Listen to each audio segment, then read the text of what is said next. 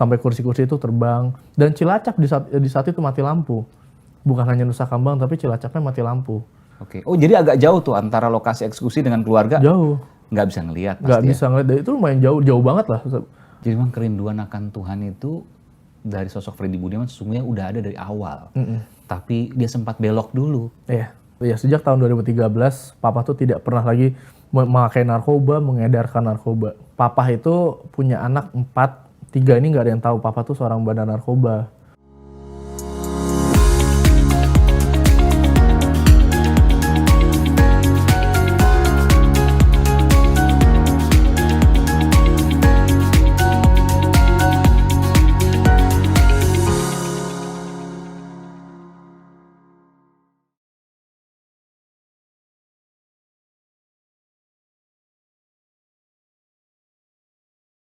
Itu bulan Juli ya? Bulan Juli.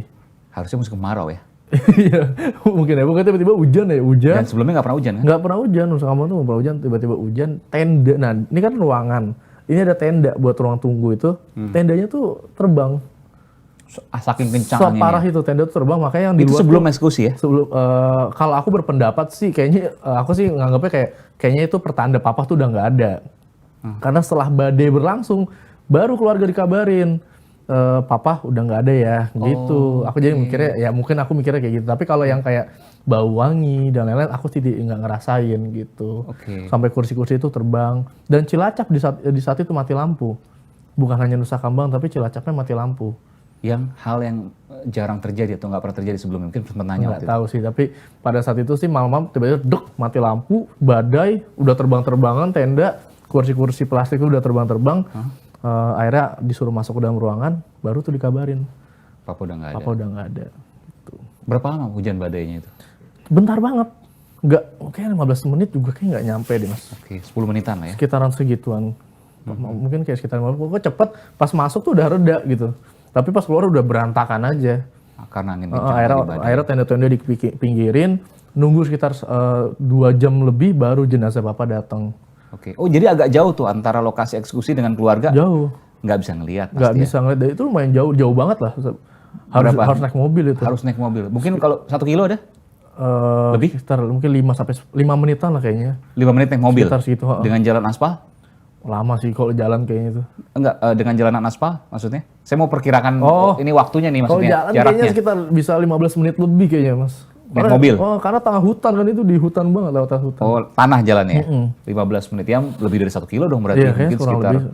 4 sampai 5 kiloan ya. Lumayan jauh ke dalam dan ini kan banyak lapas gitu. Ada lapas batu, lapas apa. Iya. Dan Papa tuh kalau yang aku tahu paling ujung Papa tuh. Pasti tidak mencium bau wangi karena kan jauh, sekitar 4-5 kilo. Tapi bahwa ada hujan besar, badai, yang juga disampaikan oleh Bu Agnes juga ternyata dialami juga.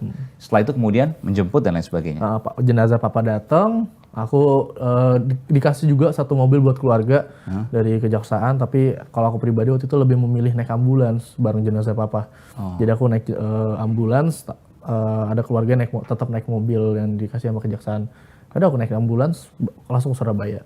Oh, dari Cilacap sampai Surabaya di ambulans bareng sama jenazah Papa. Ada pengalaman di situ? Nggak ada sih, karena aku di situ ya hanya cuma bisa nangis-nangis aja di saat itu.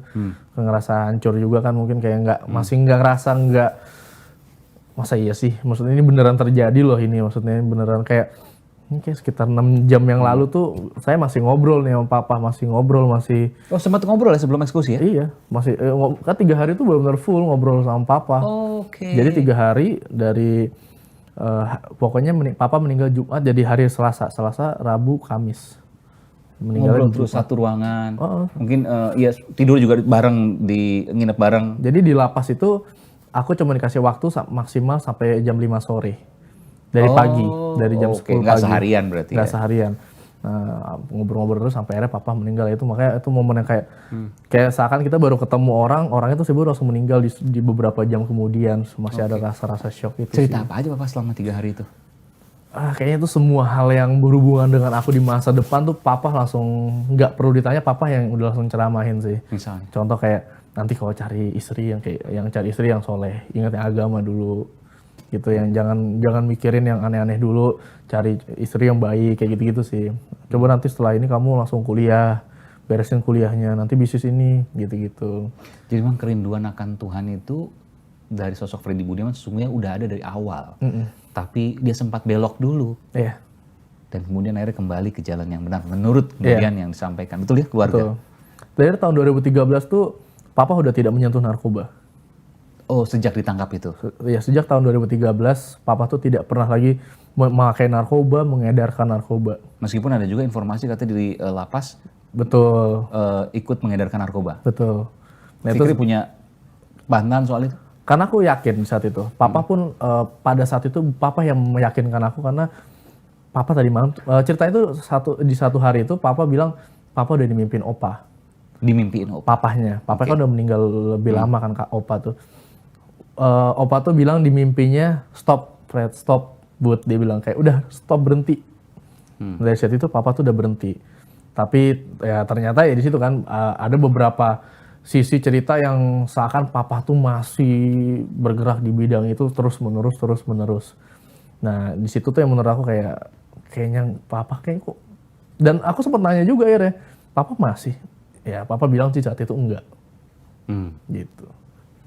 Oke, waktu ketemu di lapas ya. Gitu. Iya. Terus cerita apa lagi? 3 hari kan tentu waktu yang lama ya, dari pagi sampai sore pasti ya. Dan Papa itu lebih banyak ngaji. Oh ya? Papa tuh lebih banyak ngaji ketika. Katanya sehari bisa hatam 3 hari apa 2 hari bisa hatam?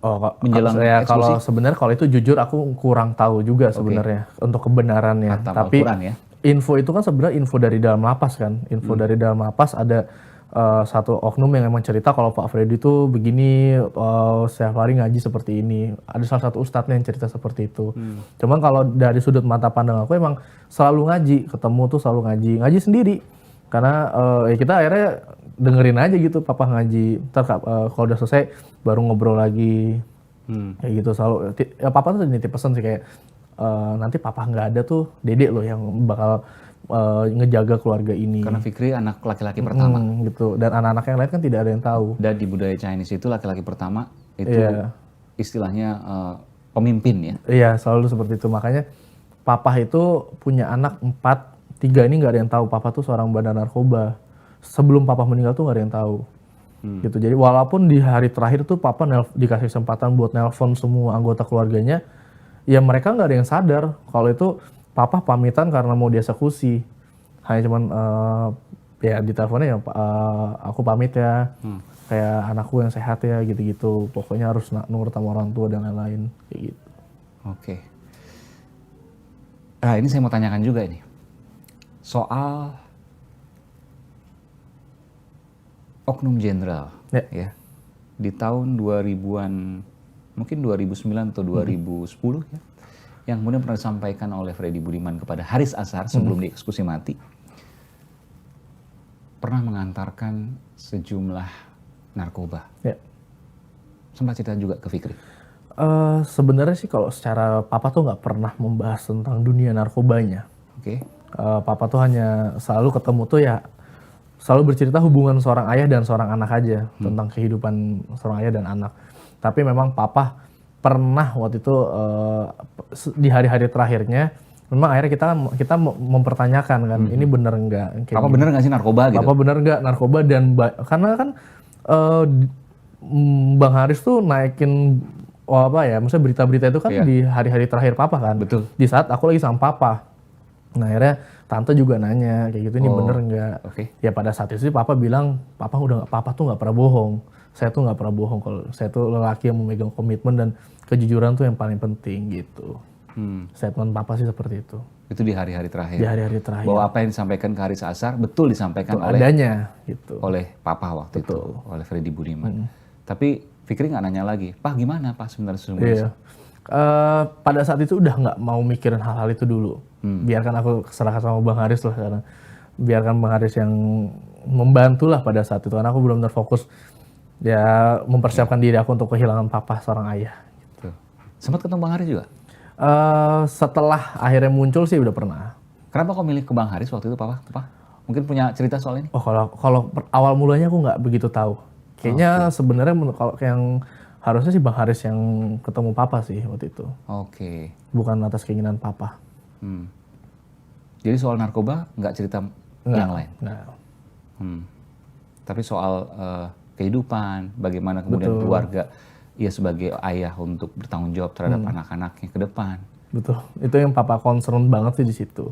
Dan sekarang setiap tadi disebutkan ya, ada 5 istri, setiap istri punya 1 anak, kecuali yang terakhir ada 2, berarti kan total ada 6 anak ya? 4. Kan 1, 2. Yang terakhir itu belum punya anak. Oh, yang terakhir, yang 2 ini yang keempat, yang 2 anak? Enggak ada yang 2 anak, semua tunggal semua. Oh tunggal, jadi tunggal semua. 4 anak ya? 4 anak. Oh yang kelima ini belum punya anak? Belum punya anak karena menikahnya dalam lapas. Dan dalam kondisi istrinya masih menjalani masa hukuman kan. Oh istrinya terpidana juga? Terpidana juga sampai sekarang. Kasus apa? Narkoba juga sama papa, bareng sama papa. Tapi pengedar? Maaf, pemakai atau pengedar? Pengedar. Hukumannya bukan hukuman mati? Bukan hukuman mati. Tapi waktu itu bareng sama papa. Oh kasusnya ditangkap bareng sama papa? Sama papa barengnya.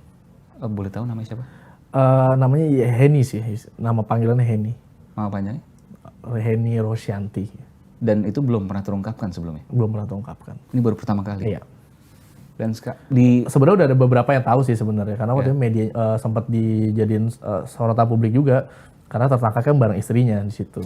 Oh oke. Gitu. Heni Rosyanti. Iya, makanya kan waktu itu setelah istrinya tertangkap juga, tapi masih beredar berita-berita yang memakai ruangan-ruangan begitu sama ini sama itu. Gitu. Sempat tanya juga papa soal itu? Sempat. Ya, papa nanya gimana? Nanya waktu itu? Kan itu agak sensitif juga nanya ke bapak gitu loh. Saya nggak bisa bayangin soalnya. Papa yang nyodorin waktu itu. Oke, gimana? Ini berita papa lagi rame ya gitu. Itu di Lapas Cipinang kan? Di Salemba kayaknya itu. Di Salemba ya, oke. Salemba betul. Salemba betul. 2015 kalau nggak salah. Oke. Nah, itu makanya papa bilang berita lagi. Iya kata papa pacaran, aku masih bercanda. Itu ada bercanda. Udah gak usah percaya, bohong itu. Nggak pernah papa gitu-gitu. Kan udah ada ini gitu, udah ada istrinya. Istri waktu itu ada di sebelahnya? Ada. Kok bisa pakai ruangan? Kan lagi kunjungan. Oh kunjungan. Kita kunjungan. Itu istri yang kelima maksudnya? Yang kelima. Kan lagi di hukuman juga? Kita satu lapas papa tuh kan sama istrinya. Oh di Salemba? Dulu tuh masih kita malah ketemu awal tuh di BNN Cawang itu. Istrinya juga di situ. Enggak, waktu nunjukin kan ada di Salemba dong papa? Iya. Sebelahnya ini ada istrinya. Bareng, Mbak. Bareng. Kan istri lagi hukuman juga kan di Salemba nggak ada. Oh nggak, berarti dia yang di Cawang. Oh di Cawang di Cawang. Nah yang Salemba tuh nggak ada istrinya. Iya. Nggak ada istrinya. Tapi ada istrinya yang kedua, mama kandungku. Mama kandungku ikut juga gitu. Oke. Mama sempat cerita apa soal papa? Mama yang mana nih? Yang kedua. Yang kedua. Bingung nih. Mama yang mana tuh juga kadang bingung nih mama. Mama yang kedua. Mama yang kedua. Karena mama ini juga nggak begitu lama sama papa. Jadi taunya pas papa masih mudanya. Lebih ke pergaulan-pergaulan papa yang dulu sih. Ya bandulnya, playboynya, kayak gitu-gitu. Jadi abis nikah, lahirin anaknya dibawa, istrinya nggak dibawa? Istrinya nggak dibawa, tinggal. Di Bangka Belitung waktu itu? Di Bandung. Oh di Bandung. Di Bandung. Dibawa ke Bangka Belitung anaknya? Dibawa ke Bangka Belitung. Nggak cerai, nggak apa itu ya? Nggak cerai, nggak ada. Ya bener nggak ada cerai. Papa nggak nanya waktu itu, papa kok nggak ketemu mama gimana nih? Nggak tahu di saat itu. Jadi aku mikirnya istri papa yang ketiga adalah ibu kandungku. Oke. Kan umur sebulan, terus tiba-tiba udah disodorin dengan panggil ini mama. Oh mikirnya ini ibu kandungku, gitu yang di Bangka Belitung. Sampai ada punya adik yang di Bangka Belitung, ya mikirnya itu keluargaku. Sampai ada harus dipindahin lagi ke Jakarta, terpisah sama yang istri ketiga, baru di situ mempertanyakan ke keluarga. Istri ketiga itu yang di Cirebon? Yang di Bangka Belitung, yang keempat yang Cirebon. Oke. Tapi aku nggak pernah tinggal sama yang Cirebon, langsung dari Bangka Belitung tinggal sama tante, kakaknya papa. Oke, jadi punya istri 5, 4 anaknya sulung semua. Tunggal semua, betul. Anaknya sulung semua, tunggal semua. Betul. Nah, makanya salah satu hal yang waktu itu menjadi kejanggalan adalah kan salah satu permintaan papa adalah untuk ketemu istrinya yang terakhir itu. Tapi kan tidak bisa dipenuhi sama pihak di pihak sana gitu. Pihak lapas ya. Pihak lapas. Di Nusa Kambangan. Nusa Kambangan. Jadi ketemu waktu itu cuma sama keluarga papa. Oma, tante, kakaknya yang cowok. Kakaknya yang cowok. 2 kakaknya. Oke. Dan ya itu bisnisnya sendiri gitu kan, karena nggak melibatkan keluarga yang lain juga kan? Sebenarnya akhirnya ngelibatin sih sebenarnya, ngelibatin om waktu itu, ada om juga yang meninggal. Ketangkap juga. Jadi di saat papa ketangkap tuh ada 2 saudaranya, 1 saudaranya kena juga. 1 saudara, 1 istri, dan papa, bertiga waktu itu. Tapi saudara itu, om itu nggak dihukum mati? Seumur hidup. Seumur hidup? Waktu itu seumur hidup, tapi akhirnya meninggal di dalam lapas. Oke. Lebih dulu setelah papa sih itu. Kalau yang istri kelima, Henny tadi, hukumannya berapa tahun? Terakhir sih sekitar 15 tahunan. Berarti sebentar lagi harusnya keluar? Harusnya udah keluar harusnya. Bebas bersyarat ya? Bebas karena bersyarat. 2/3 hukuman dan remisi. Oh, tapi tidak dapat remisi ya kalau narkoba? Kurang tahu tuh. Oke. Tentu itu bisa dicek lagi nanti. Iya, betul. Tapi bahwa pernah cerita seperti itu, oknum jenderal dan sebagainya, cuma nggak pernah cerita detail, hanya dia menyatakan bahwa apa yang disampaikan oleh dia ke Haris Azhar benar adanya. Betul, karena papa tuh nggak pernah mau ngenalin dunia dia. Emang papa nggak pernah bohong? Kalau sama aku belum pernah merasakan bohongnya seorang papa. Dari papa bohong nih aku nggak pernah. Misalnya, lagi di mana nih? Lagi di sini, Pak. Pak, lagi di mana? Lagi di Surabaya. Ternyata dicek, oh bukan Surabaya misalnya. Di saat itu nggak pernah ketemu hal-hal kayak gitu. Jadi apa-apa yang papa sebutin aku selalu percaya. Fikri nggak pernah sekalipun mendapati papa berbohong? Papa berbohong nggak pernah sama Soal narkoba misalnya, papa bisnis apa sih?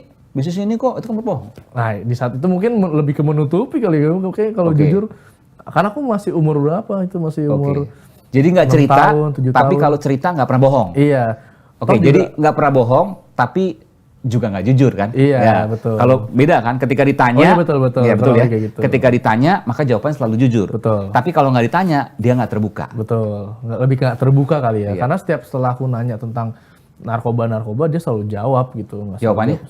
Selalu jawab jujur gitu, kayak aku nanya dulu, papa pertama kali tuh kenapa bisa begini? Cerita dia semuanya? Oh, cerita tuh, kayak gitu-gitu. Dari tahun berapa sih dia narkoba? Papa tuh ya mulai dari papa nggak pernah nyebutin tahunnya, tapi dari masa sekolah sih papa.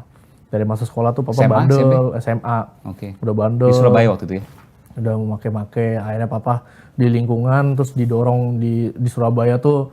Dulu kan masih hal yang mudah ya narkoba tuh, nggak sesulit sekarang kayak gitu. Soal papa cerita kayak gitu. Jadi dari SMA udah kenal dengan narkoba dan terus bisnis narkoba, kurang lebih begitu ya? Dulu sih mungkin bandel-bandel mungkin pemakai sampai mungkin akhirnya punya satu mungkin papa melihat ada satu rongga nih gitu, satu lubang buat dia jualan kayak gitu. Tapi kaget juga ya,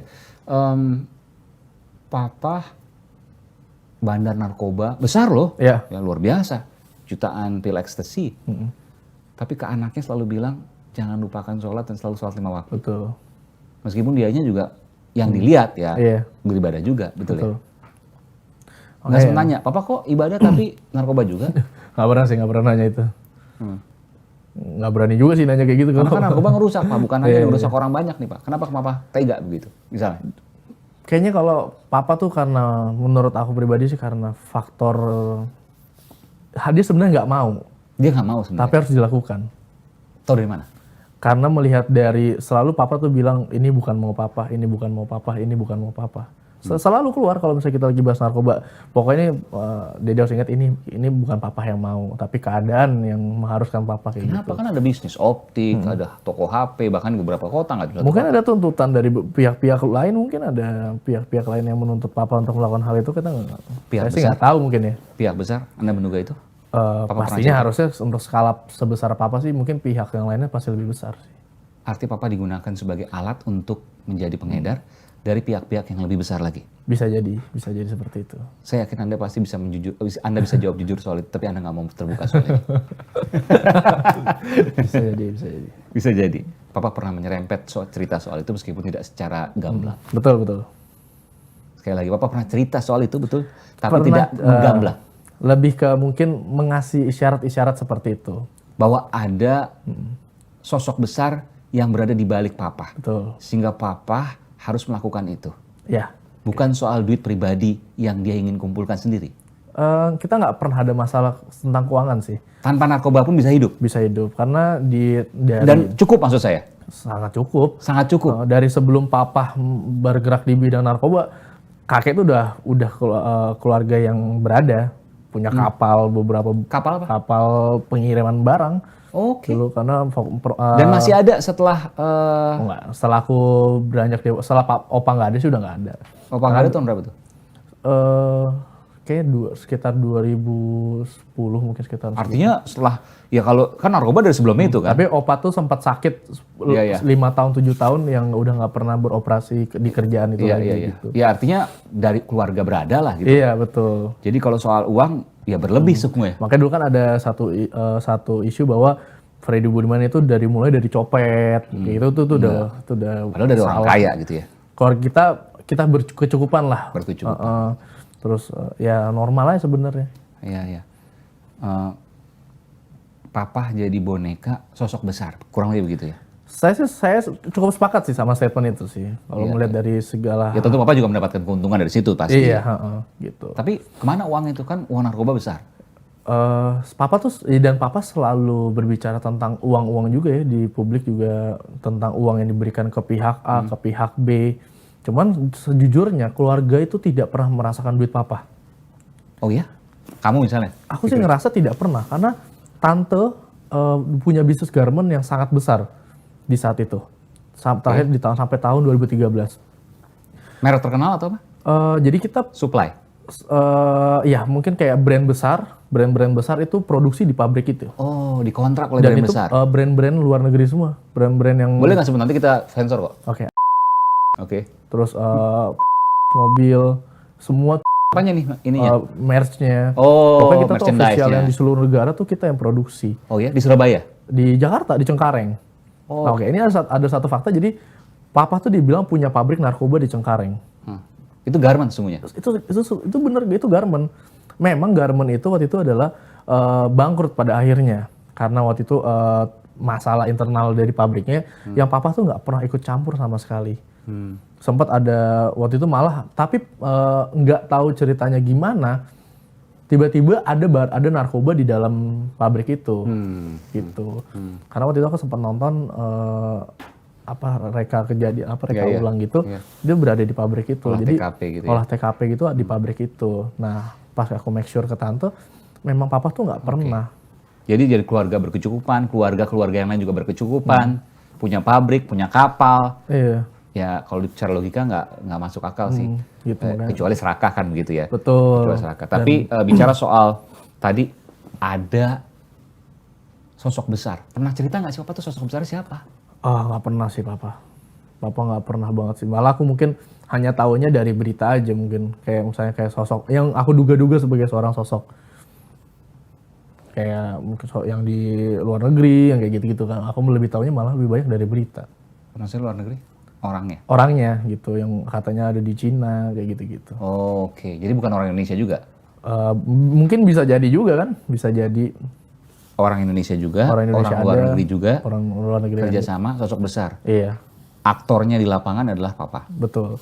Karena kayaknya menurut sudut pandang aku, Papa nggak mungkin deh sebesar itu, kayaknya nggak mungkin. Kalau tanpa adanya dorongan-dorongan dari pihak-pihak lain. Jadi sosok-sosok besar itu, bos-bosnya itu mungkin sampai sekarang nggak tahu siapa. Nggak tahu siapa. Dan nggak tertangkap.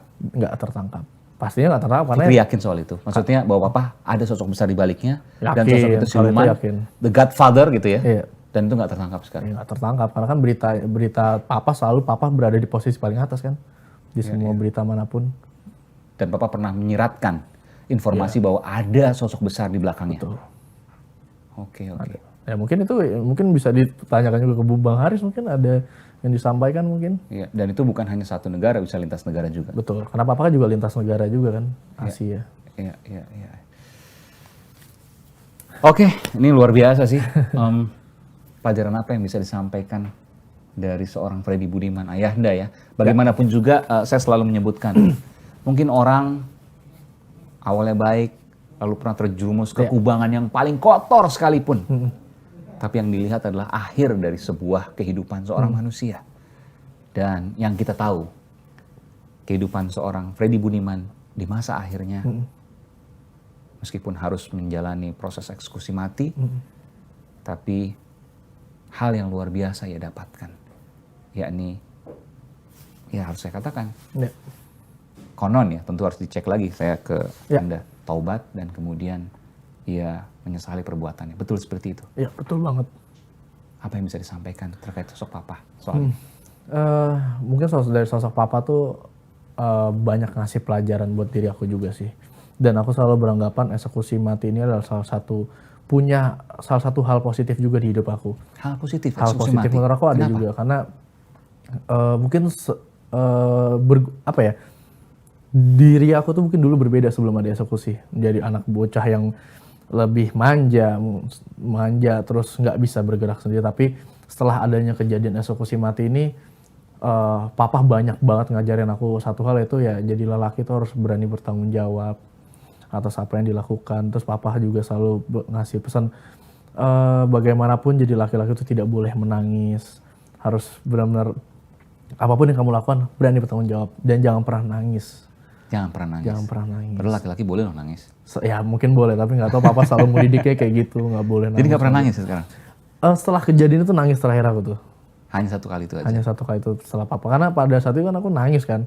Papa meluk, papa bilang, nangis aja kalau sekarang. Keluarin aja sekarang nangisnya. Abisin sekarang ya. Tapi janji sama papa, setelah dia keluar dari lapas ini, dia nggak boleh nangis.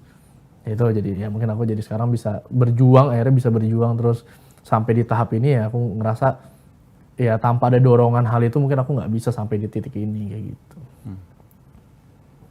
Baik, Fikri Fernanda Budiman. Cerita yang sangat menarik yang kemudian kita bisa ambil ya.